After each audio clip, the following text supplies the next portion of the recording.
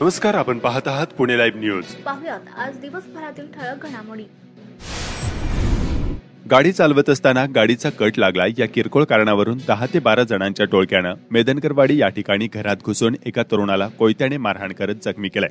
आरोपी यावर थांबले नाही तर त्यांनी तरुणाच्या गाडी आणि घराची तोडफोड करत परिसरात दहशत पसरवली. या प्रकरणी चाकण पोलिसांनी तिघांना अटक केली आहे. ही घटना गुरुवारी रात्री मेदनकरवाडी या ठिकाणी घडली. या प्रकरणी विनोद पाटील वय वर्ष 43 राहणार मेदनकरवाडे यांनी चाकण पोलीस ठाण्यात फिर्याद दिली आहे. फिर्यादीवरून पोलिसांनी गणेश किसन चोगदंड वय वर्ष 21, तुषार विकास सोनवणे वय वर्ष 19, मनोज विनयकांत शर्मा वय वर्ष 27 आणि नागेश बळीराम चिम वय वर्ष 21 सर्वजण राहणार चाकण यांना अटक केली आहे. तर आशुतोष टिपाले, फारुख खान, ऋतिक कोरे उर्फ नन्या, विशाल, वैभव भाकरे व त्यांचे 3 ते 4 साथीदार यांच्यावर खुनाचा प्रयत्न करणे, बेकायदा शस्त्र बाळगणे व परिसरात दहशत पसरवल्याप्रकरणी गुन्हा दाखल करण्यात आला आहे. तर चाकण पोलिसांनी तिघांना अटक केली असून पोलीस इतर आरोपींचा शोध घेत आहेत. महाळुंगे एमआयडीसी पोलिसांनी मोटरसायकल चोऱ्या करणाऱ्या चोरट्यांचा पर्दाफाश केला आहे. पोलिसांनी संभाजी भीमा वाघमारे वय वर्ष 23 राहणार नागेश्वरवाडी कल्हाट तालुका मावळ जिल्हा पुणे या अट्टल दुचाकी चोरट्यास अटक केली. मोटरसायकलचे महागडे पार्ट चोरून अन्य दुचाकी नद्यांमध्ये फेकून देण्याचा फंडा त्यानं वापरला असल्याची बाब समोर आली. महाळुंगे पोलिसांनी नद्यांमधून काही दुचाकी आणि पार्ट शोधून ताब्यात घेतले असून आरोपी संभाजी वाघमारे यास चाकण एमआयडीसी मधील भांबोली फाटा येथून जेरबंद केला. आरोपी संभाजी याच्यावर महाळुंगे एमआयडीसी आणि तळेगाव एमआयडीसी पोलीस ठाण्यात 6 गुन्हे दाखल असल्याचा महाळुंगे पोलिसांनी यावेळी सांगितलं. खेड तालुक्याच्या पूर्व भागातील वाफगाव या ठिकाणी एका शेतात पुन्हा एकदा आकाशातून पडलेले उपकरण आढळले आहे. हे उपकरण सॅटेलाइट उपकरण हवामान विभागाच्या निरीक्षणाचे असल्याचा अंदाज उपस्थित ग्रामस्थांनी व्यक्त केलाय. वाफगाव येथे भाजपा तालुकाध्यक्ष शांताराम भोसले, योगेश होळकर यांच्या शेताजवळ पॅराशूट फुगा व उपकरण स्थानिकांना दिसले. या उपकरणाजवळ योगेश होळकर गेले असता त्यांना ते उपकरण चालू अवस्थेत लाईट सुरू असलेल्या स्थितीत आढळले. याबाबत त्यांनी गावचे पोलीस पाटील यांना माहिती देऊन कळवले. तसेच त्या उपकरणावर वेदर नाव लिहिलेले असल्याने हे उपकरण हवामानाचा अंदाज व्यक्त करणारे असल्याचा स्थानिकांचा अंदाज आहे. तसेच या उपकरणावर कोरियन अथवा चायनीज मजकूर लिहिलेला असल्याचं स्थानिकांनी सांगितलं आहे.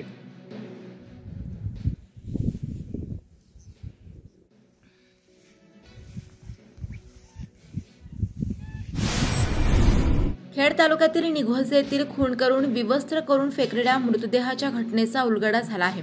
पोलिसांनी या प्रकरणी तिघांना तांत्रिक तपासाची मदत घेत अटक केली आहे. ट्रेलर चोरी करण्याच्या प्रयत्नात असलेल्या तरुणाला बेदम मारहाण करून गंभीर जखमी केले, यात त्याचा मृत्यू झाला. त्यानंतर त्याच्या अंगावरील कपडे काढून मोकळ्या जागेत मृतदेह फेकून दिल्याची बाब समोर आली आहे. खेड तालुक्यातील निघोजे गावच्या हद्दीत बुधवारी दिनांक 29 नोव्हेंबर रोजी हा प्रकार घडला होता. या प्रकरणी पिंपरी चिंचवड पोलिसांच्या गुन्हे शाखेच्या गुंडा विरोधी पथकाने 48 तासात 3 जणांना अटक केली. अमोल विकास पवार राहणार नांदुर्गा तांडा तालुका औसा जिल्हा लातूर असे खून झालेल्याचे नाव आहे.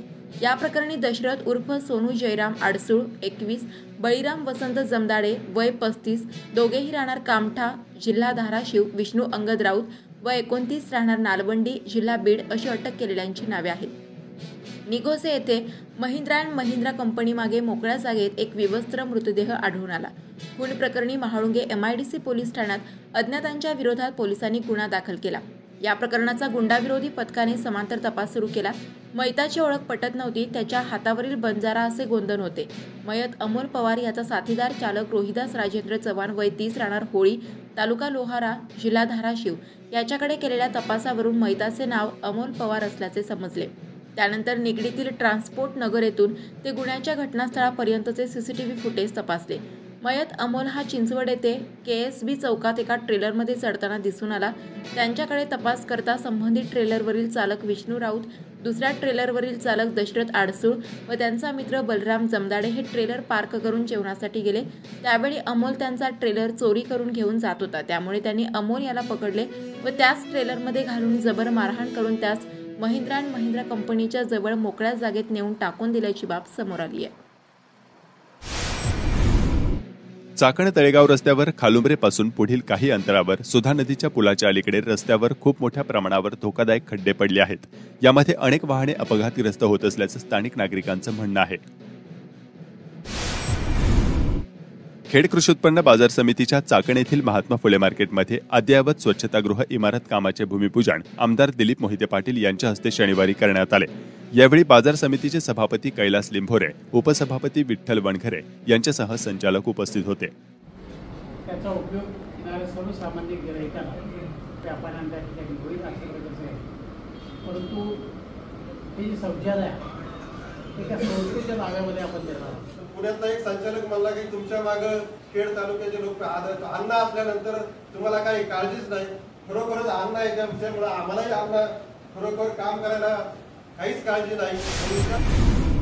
महाराष्ट्र प्रदूषण नियंत्रण मंडळाचे सदस्य नितीन गोरे यांच्या मातोश्री श्रीमती भागीरथी गुलाबशेठ गोरे वय वर्षे 72 यांचे नुकतेच अल्पशा आजाराने दुःखद निधन झाले. चक्रेश्वर मंदिर चाकण येथे त्यांचा दशक्रिया विधी सोमवारी दिनांक 4 डिसेंबर 2023 रोजी होणार असून यावेळी वृक्षारोपण आणि तुलसी व वृक्ष वाटप स्वर्गीय आमदार सुरेशभाऊ गोरे प्रतिष्ठान यांच्या वतीने करण्यात येणार आहे. 197 खेड आळंदी विधानसभा मतदारसंघाची प्रारूप मतदार यादी प्रसिद्ध करण्यात आली. एकूण 385 मतदान केंद्रावरून काही आक्षेप आणि तक्रार करण्याची अंतिम मुदत येत्या 9 डिसेंबर पर्यंत आहे. तालुक्यात विशेष मतदार नोंदणी अभियान 2 आणि 3 डिसेंबर रोजी सर्व मतदान केंद्रावर राबविण्यात येणार असून नवमतदारांनी यामध्ये सहभागी होण्याचं आवाहन प्रांत जोगेंद्र कट्यारे व तहसीलदार प्रशांत बेडसे यांनी केलं आहे. राष्ट्रवादी काँग्रेस पक्षाच्या शरद पवार गटाने खेड तालुक्यात मोठ्या प्रमाणावर संघटन सुरू केले आहे. आगामी निवडणुकांच्या पार्श्वभूमीवर पक्षाने जोरदार मोर्चे बांधणी सुरू केली असून पदाधिकाऱ्यांच्या निवडी व नियुक्त्या केल्या आहेत. खेड तालुक्याच्या राष्ट्रवादी युवक काँग्रेसच्या अध्यक्षपदी अॅडव्होकेट विशाल झरेकर यांची निवड करण्यात आली असून राष्ट्रवादी काँग्रेस पक्षाच्या चाकण शहर युवक अध्यक्षपदी प्रशांत कुमार गोरे यांची निवड करण्यात आली आहे. खेड तालुक्यात राष्ट्रवादीच्या शरद पवार गटाने कंबर कसल्याचं चित्र दिसत आहे. जिल्ह्यात राष्ट्रवादी युवक संघटनेच्या पदाधिकाऱ्यांची नेमणूक जिल्ह्याचे अध्यक्ष जगन्नाथ बाप्पू शेवाळे यांच्याकडून करण्यात आली.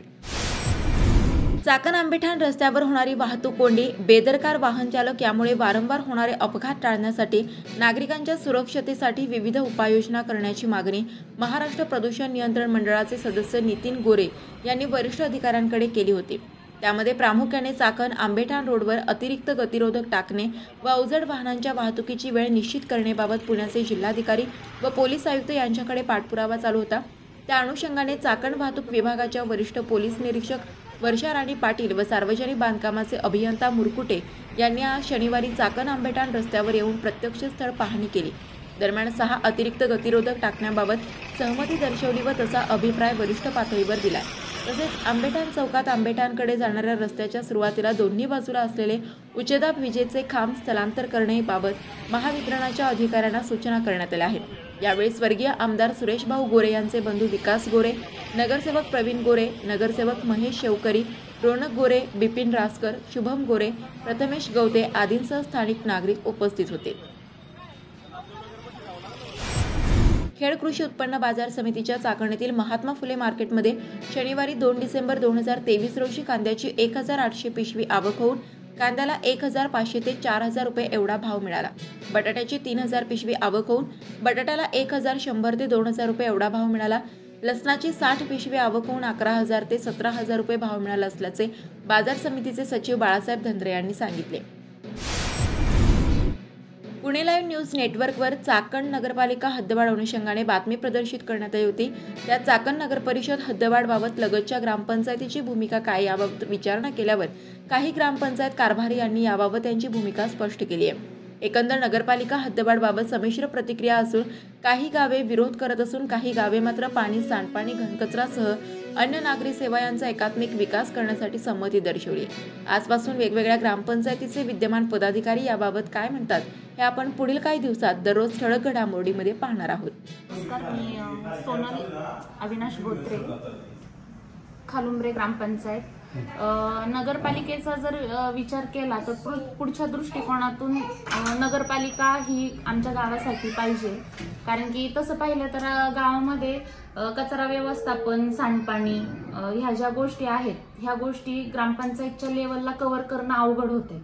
वाढत्या लोकसंख्येनुसार आत्ताची जी लोकसंख्या आहे आणि आता MIDC हद्दीमध्ये गाव असून जी लोकसंख्या आमची आहे ही जवळपास 40,000 लोकसंख्या जात आहे.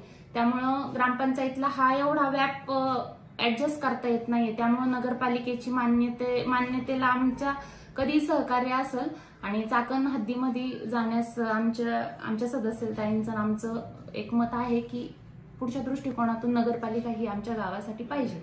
माझं नाव सुचिता शिवाजी बोत्रे. मी खालुंब्रेची सदस्य आहे. आज तुम्ही मला ही संधी दिली, प्राप्त केली.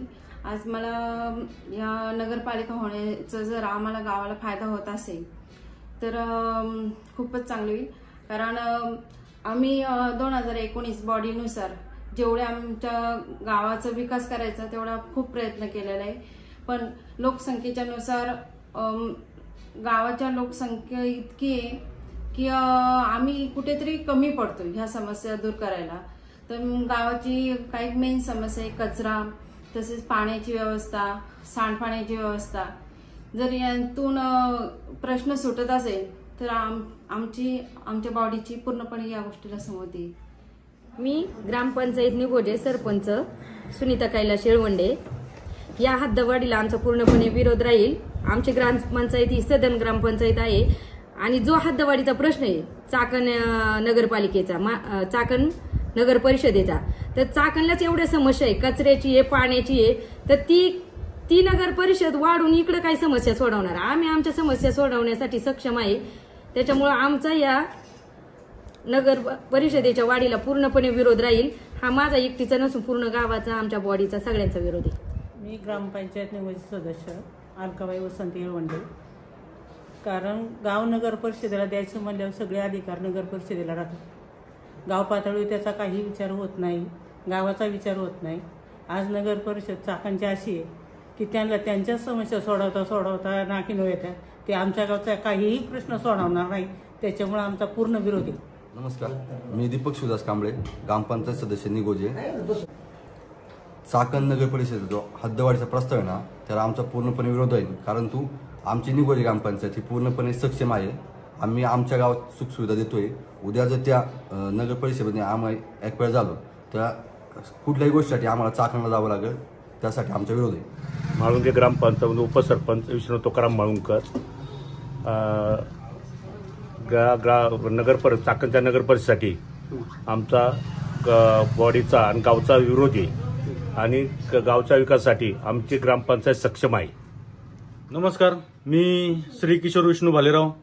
मी म्हाळुंगे इंगळे ग्रामपंचायतीचा ग्रामपंचायत सदस्य.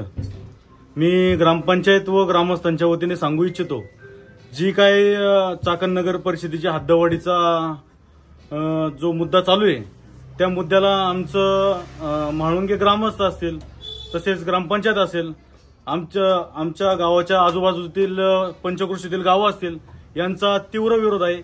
आणि जर जबरदस्तीने जर कोणी हद्दवाढ करत असेल नगर परिषदेची तर आम्ही आंदोलनासाठी पण तयार आहोत आणि आम्ही उपोषणालाही बसणार. श्रीमंत महाराजा यशवंतराव होळकर यांचा जन्म वापगाव तालुका खेड जिल्हा पुणे येथील होळकर वाड्यात किल्ले वापगाव येथे झाला असून हे अनेकांसाठी प्रेरणास्थळ आहे. त्यामुळेच खेडच्या गिर्यारोहकांनी एका साहसी मोहिमेची सुरुवात येथून केली. अजंठा सातमा डोंगर रांगेतील कोळधेर, राजधेर, इंद्राई, चांदवड आणि मेसना हे 5 गिरिदुर्ग 39 किलोमीटरची पदभ्रमंती करून खेडच्या गिर्यारोहकांनी 2 दिवसात सर करीत श्रीमंत महाराजा यशवंतराव होळकरांना मानाचा मुजरा केला. या मोहिमेची सुरुवात श्रीमंत महाराजा यशवंतराव होळकर यांचे जन्मस्थळ असलेल्या वापगाव तालुका खेड जिल्हा पुणे येथील होळकर वाड्यास नतमस्तक होऊन झाली होती. खेड कृषी उत्पन्न बाजार समितीच्या चाकणीतील महात्मा फुले मार्केटमध्ये शनिवारी 2 डिसेंबर 2023 रोजी तरकारी मालाची आवक आणि भाव काय होते जाणून घेऊयात.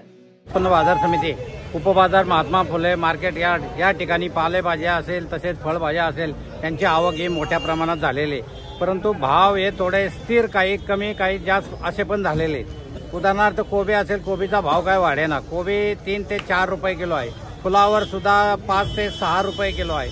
त्याचप्रमाणे वांगे असेल, वांगे सुद्धा 10 ते 15 रुपये किलो आहे. टमाट्याचे सुद्धा भाव 20 ते 30 रुपये किलो आहे. कारली 20 ते 25 रुपये किलो आहे.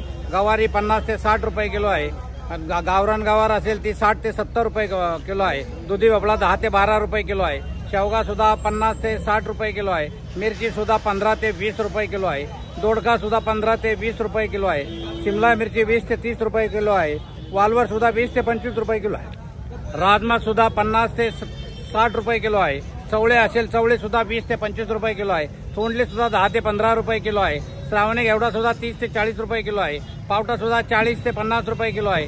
भेंडीचे भाव वाढलेले आहे. भेंडी 40 ते 50 रुपये किलो आहे. गाजर असेल गाजर सुद्धा 10 ते 20 रुपये किलो आहे. गोसावळे असेल गोसावळे सुद्धा 20 ते 30 रुपये किलो आहे. बीट 10 ते 12 रुपये किलो आहे. डांगर भोपळा 10 ते 12 रुपये किलो आहे. वाटाण्याचे भाव उतरलेले आहेत. वाटाणा 15 ते 20 रुपये किलो आहे. काकडी असेल काकडी सुद्धा 10 ते 20 रुपये किलो आहे. तूर असेल तूर सुद्धा 50 ते 60 रुपये किलो आहे. मेथी असेल मेथी सुद्धा 7 ते 8 रुपयाला गड्डी आहे. त्याचप्रमाणे कोथिंबीर असेल कोथिंबीर सुद्धा 7 ते 8 रुपयाला गड्डी आहे. शापू असेल शापू सुद्धा 7 ते 8 रुपयाला गड्डी आहे. सर्वसाधारण बाजारामध्ये अशी स्थिती आहे. धन्यवाद. नमस्कार, आपण पाहत आहात पुणे लाईव्ह न्यूज.